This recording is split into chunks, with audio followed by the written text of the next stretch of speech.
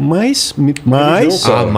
E aí religião. Descascou. E ela, eu lembro que ela falava, eu olhava e falava... Ela pegou em que parte? Ela falou o quê? Quando a gente entrou para apoiar, a gente começou dando apoio científico pro Bolsonaro. Tá. Então o que acontece? A gente era professor lá e tava de boa na universidade. Aí a gente tinha esse projeto de reforma da Previdência, utilizando o que tinha de melhor no mundo inteiro. Algumas ideias caíram, né? Porque a gente não conseguiu passar no Congresso. Como, por exemplo, a aposentadoria fásica, que seria o quê? Você contribuiu para a Previdência e está tendo um problema qualquer, você tem direito a sacar R$600 por mês. Quando você tem 50 anos, 55 que é exatamente agora o auxílio emergencial. Só que o auxílio emergencial gera impacto fiscal nesse, estaria coberto. Exatamente. E você é automático, ó. Eu contribuí 10 anos, está tendo um perrengue aqui, eu posso sacar. Lá na frente depois eu devolvo, mas agora eu quero sacar porque o meu dinheiro que eu contribuí está na minha conta. A ideia era essa, porque o pobre... E não passou isso? Não passou. Daí tem o patriotismo do nhonho, tem várias explicações aqui. Deixa eu só complementar. Aí a gente fez os estudos e, o pesquisador, ele pegava a parte matemática, eu pegava a estruturação jurídica, enfim, atuarial. E aí a gente tinha o projeto de reforma, que estava desde 95 para fazer uma reforma de previdência no Brasil. E o mercado já muito desigual. O pobre aposentando com 65 por idade, pedreiro, ele não tem carteira de trabalho, ele vai no bico e tal. O rico, ele aposentava com 48, 45, porque aí, pegava, trabalhou com o pai, fazia lá entrava com uma ação, com advogado. Então, aposentadoria... A gente quis fazer a reforma e fomos apresentar a reforma. E tinha um congresso de reforma da Previdência que era na época do Temer. 2017, março de 2017. E aí eu apresentei, aí estava o meu irmão, e eu comecei a apresentar essas ideias. Junto com os professores. Eu levei professor do Canadá, eles me pediram para ajudar na organização do Congresso, no Congresso Nacional, foi lá dentro do Congresso Nacional. E eu levei professor do Canadá, levei contato meu, levei professor de Milão, contato meu. E a gente fez o congresso ali. E durante a minha apresentação, o Onyx Lorenzoni, que hoje é ministro, foi ministro desde o começo, ele veio falar comigo, e aí falou com ele, e falou, vocês têm mais estudos aí para apresentar? Para quem que a gente apresenta? Para um possível candidato aí, o deputado Bolsonaro. E a história começou aí. Entendi. A gente conheceu ele em abril, começou, né? A gente deu inicialmente apoio científico. A gente não era figura pública. Uma consultoria. Não era consultoria, porque não teve dinheiro envolvido. Era tudo... A gente não cobrou nada. A gente não cobrou nada. A gente só dava um apoio... Mas era uma reunião onde vocês explicavam... Não, veja, foi uma palestra, a gente apresentou conceitos que precisa mexer, mostramos os dados, mostramos a injustiça que estava sendo cometida e falamos, olha, a aposentadoria fásica atenderia o pessoal mais humilde, né?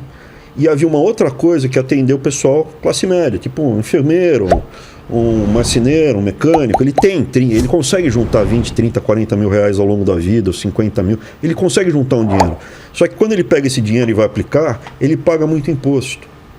Nos países, qualquer país normal, o cara teria uma isenção tributária. Então a gente criou as contas individuais de aposentadoria, que teriam, é um 401k, turbinado, é um IRA turbinado. São as contas individuais americanas com isenção tributária, só que estavam modernizadas e turbinadas. Você poupa, você consegue poupar aqui, não paga nada de imposto em cima do que você poupou. É interessante para o país, porque aumenta a taxa de poupança do país, aumenta a formação de poupança interna. E a poupança interna viabiliza o quê?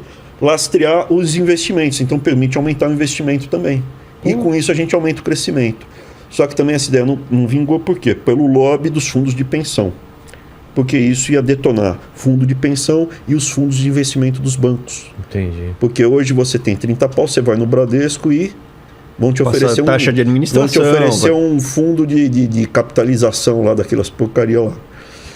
E os caras viram, tira isso daí, vê um lobby pesado lá dentro do Congresso. E a outra, os fundos de pensão, por quê? Porque, o que você prefere? Ter controle e você escolher aonde você vai aplicar o seu dinheiro ou o sindicalista escolher para você? Exatamente.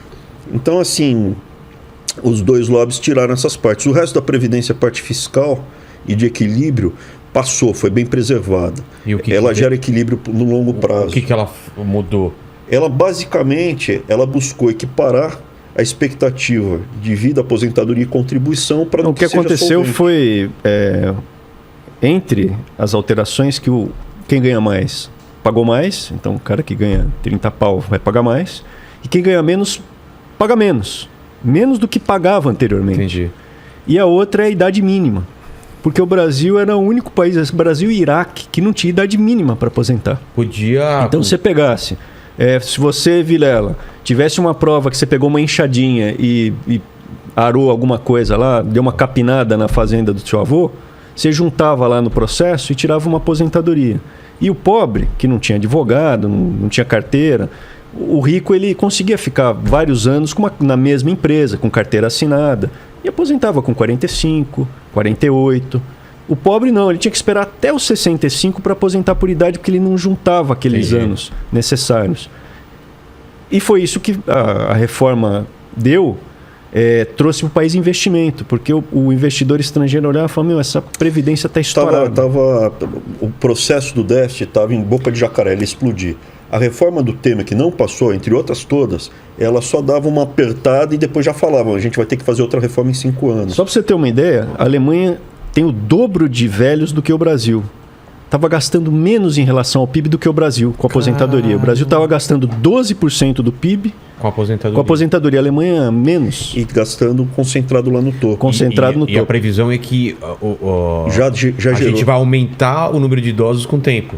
Exato. E menos crianças, exato. Né? E com menos criança nascendo, você tem menos gente contribuindo, claro, e menos gente para pagar. Então acaba quebrando o país. Quebra, porque é mais gente usando a Previdência e menos gente na base. Né? Exato. E o mercado traz a valor presente. Então já estava tendo corrida contra, porque o número já ia começar a estourar agora.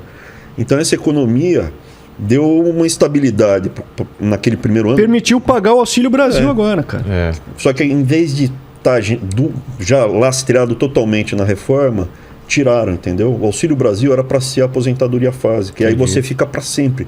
Você pode ir lá sempre que você quiser, puder, precisar buscar. A ideia da fásica era bem legal. Por que é fásica? Porque você não envelhece do dia para noite. Você vai gradativamente envelhecendo. Então, a ideia não é você pagar de uma vez. Beleza, cara, você aposentou hoje você vai receber 100%. Faz o seguinte, se você é um pedreiro, se você é uma diarista, você vai perdendo tua força física. Então, quando você tem 55, às vezes 50, você vai 30. Pagando algum pro cara, para ele, ao longo do tempo ele vai envelhecendo, ele vai recebendo cada vez mais proporcionalmente. Porque quando mais velho ele for ficando, menos força. Você está aqui e quer mudar de vida, você passou por isso, era humorista, quero fazer uma coisa nova. Nesse momento, aqui você não... Eu quero R$600 por mês para me ajudar, eu quero ir para a roça fazer uma... Eu sou motorista de ônibus, eu sou motorista de ônibus, trabalhei 15 anos no... E é o dinheiro dele, né? Estou cansado, cansei disso daqui, eu quero ir para o interior, pegar um sítiozinho e fazer uma horta orgânica. Só que vai demorar uns meses. Eu quero 600 pau por mês para me ajudar na transição. Acabou, meu. Porra. Entendeu? Não deixaram fazer isso, não deixaram fazer outra coisa que é isenção tributária para classe média.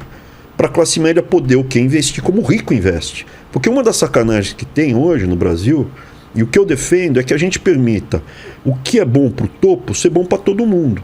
Pô, o rico hoje, ele já não precisa pagar imposto para investir. Já tem todos os mecanismos para você não pagar imposto quando você investe. O pobre é quem não consegue. Ou classe média que não consegue. Então a gente estava justamente lutando para isso. Mas é tudo zoado, né? Porque, a bolsa é uma só, controla. Você pega a concentração de corretoras. Tem hoje uma única grande corretora que concentra o mercado. A XP tem 80% do mercado de agentes autônomos. Então, assim, e aí o que acontece? O Itaú comprou a XP. Agora não deu certo, estão separando, né? Mas, assim, você não acredita nesse processo desses grandes conglomerados, nesses chaebols, né? Sim. Que são os campeões nacionais. Mas quando vocês estavam com esses estudos, vocês imaginavam já que tinha... todas essas dificuldades? Não, aí o que aconteceu foi que a gente aí conheceu o então deputado Bolsonaro e começamos a dar apoio. Aí ele falou assim, vocês não têm outros estudos, não? Não quer ajudar a fazer o programa de governo? E aí o programa de governo foi feito, o cara da Globo lá, o Lauro Jardim, foi ver de quem que era o computador que estava no TRE. Porque saiu registrado o arquivo. Quando vocês mandam um arquivo, sai o autor, saiu de quem é o computador. Foi a primeira vez que apareceu Abraham Weintraub. O número lá? IP. É o IP? Não, o IP é o da sua casa, né? Você quando faz um arquivo do computador, um PowerPoint, tem lá o autor. De da onde saiu. A última alteração. E era do dele. Ah, é? Era do dele, do computador dele. Foi aí que apareceu o nome Weintraub pela primeira vez. Eles botaram. E aí, quando chegou... o único que escrevi. Claro, mas eu que compilava tudo, juntava tudo, passava o filtro. Geral. Não foi tapa geral, foi trabalho sério. É mesmo? Foi. E a gente procurou escrever. Só na parte de economia ou tudo estava lá? Tinha tudo lá. Tudo, cara. Do plano de governo. Sim. Não fui o único. Muita gente trabalhou nisso. Quem mais, por exemplo? Assim, o Onix. O Onix foi, eu diria, o pai dessa estrutura toda. Entendi. O Onix ele teve um papel, eu acho, fundamental.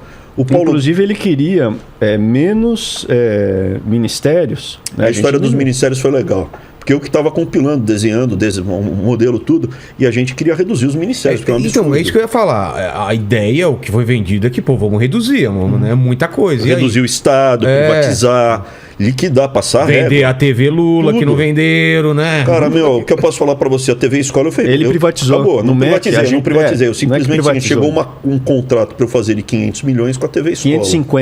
550 milhões de reais. Eu falei, não vou assinar, acabou, seu contrato acabou. Ah, mas você não... Aí vem uma maré morta de gente me atacando. Porque 550 milhões é muito dinheiro. É muita grana, e muita gente vai ficar... A gente não ganha isso daqui no mês, né, Lênin? Não é em um ano, não é um mês. 550 milhões é durante 4 anos. Ah, né? Tá. 4 anos também a gente não ganha. Em 4 anos seria 550 milhões. A TV Cultura aqui, no estado de São Paulo, na próxima gestão, o próximo governador provavelmente vai gastar alguma coisa em torno de R$1 bilhão. Isso já está certo? Não, fazendo uma estimativa, uma projeção do que está vindo, né? Porque hoje deve ser alguma coisa. O Dória deve ter gasto alguma coisa só com a cultura, alguma coisa com 750 pau. É.